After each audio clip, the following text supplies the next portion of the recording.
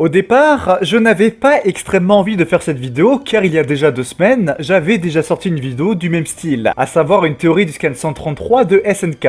Sauf que malheureusement, cette vidéo a été mal comprise par une très grande partie de la communauté, et du coup, j'ai décidé de vous refaire une vidéo théorie sur le prochain scan, mais cette fois-ci, une vidéo plus réaliste, car oui, bien évidemment, Armin, futur roi de Eldia, c'est une théorie qui part dans tous les sens. C'est 1000 fois plus simple de comprendre que c'est Eren qui va gagner. Donc bon, du coup je me sens obligé de faire cette vidéo pour d'un côté théoriser les choses logiques, et ensuite, eh bien vous expliquer pourquoi j'ai fait des vidéos de ce style. Ah, et avant de commencer la vidéo, je vais vous présenter le fil rouge de toutes mes futures vidéos SNK.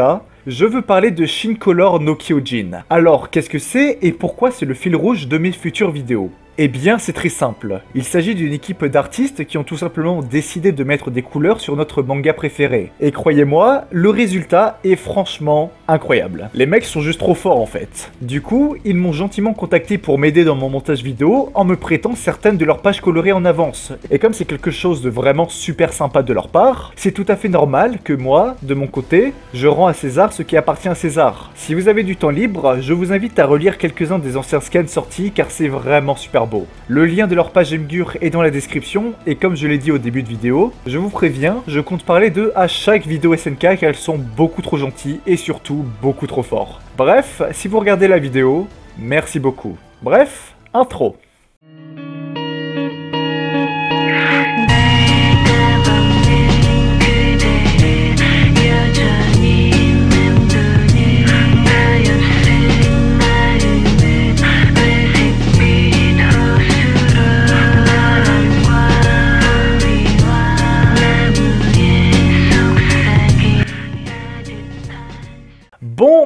Bon.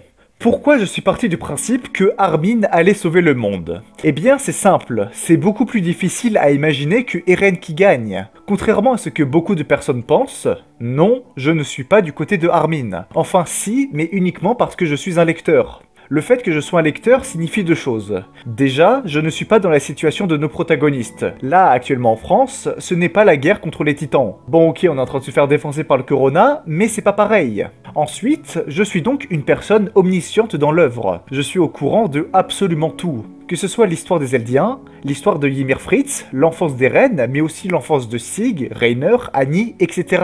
J'ai une vision globale et parfaite du monde de SNK, et c'est pour cette raison que j'essaye tant bien que mal de trouver une solution pour que le reste du monde soit sauvé face aux titans colossaux de Eren. Bien sûr, si j'étais un Eldien, la question ne se poserait même pas.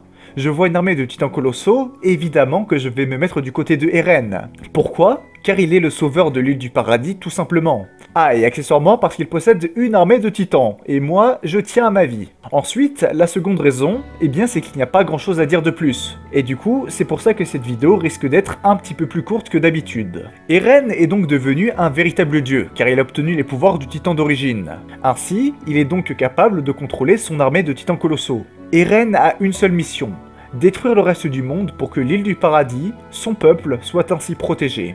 Comme nous l'a démontré Hansi durant son sacrifice, les titans colossaux des murs sont de simples titans stupides. Certes, ils sont imposants et font de la chaleur brûlante, mais ils ne sont pas comme Bertholdt, ce ne sont pas des titans primordiaux. Cependant, là on ne parle pas de 1 ou 2 titans colossaux, mais d'une véritable armée. Comme nous l'a prouvé Eren sur la ville de Liberio, le pouvoir de ces titans colossaux est juste beaucoup trop puissant. Il lui a fallu quelques minutes pour que la ville ainsi que ses habitants se fassent tout simplement annihiler. Eren est devenu d'une taille tout simplement démesurée, et en plus de ça, on peut facilement supposer que ses os sont extrêmement résistants, étant donné que s'il ne l'était pas, Eren se serait déjà effondré sur lui-même. Donc si vous voulez, pour arrêter Eren, il faut de 1, abattre les titans colossaux qui sont autour de Eren et qui vont avoir pour objectif de le protéger.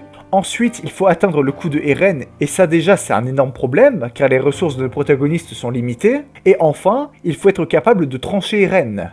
3 étapes qui sont extrêmement difficiles à réaliser. Et c'est ça le problème. Comment voulez-vous arrêter Eren ? D'après Hansi, il reste moins de 4 jours avant que Eren ait détruit le reste du monde. Mais ensuite, en plus de tous les problèmes qu'il y a déjà, Armin et compagnie ont oublié quelque chose de très important. Eren est intelligent.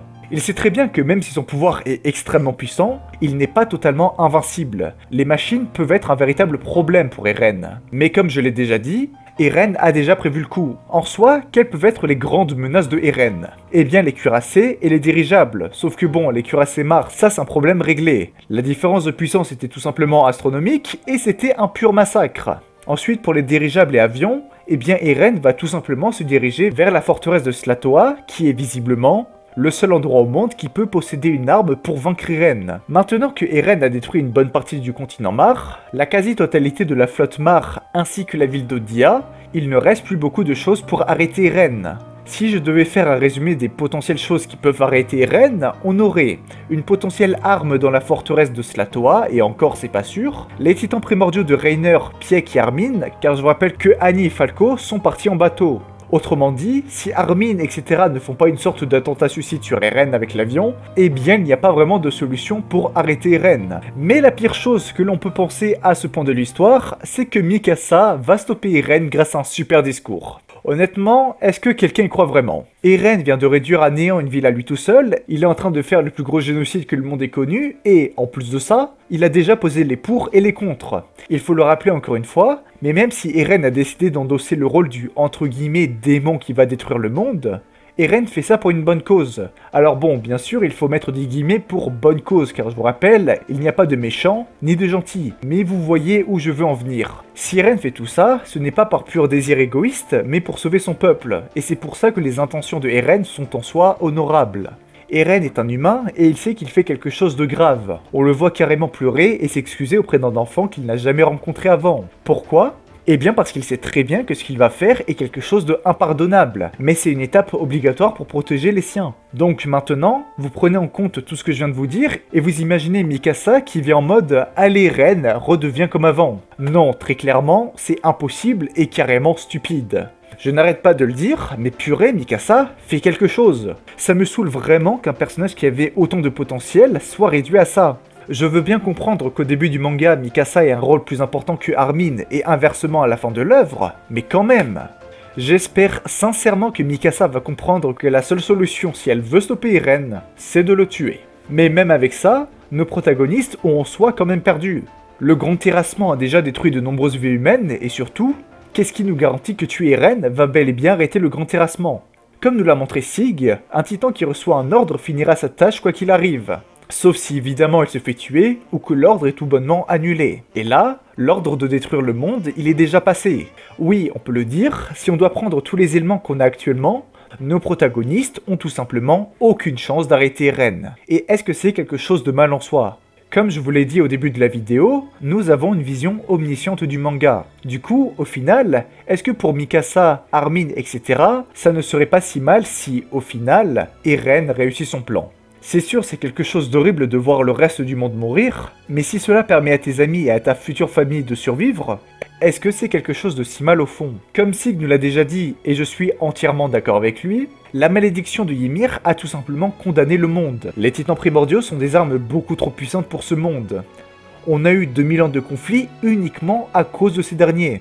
Si jamais on a envie d'avoir un monde en paix, il y a une seule chose à faire, exterminer les titans primordiaux.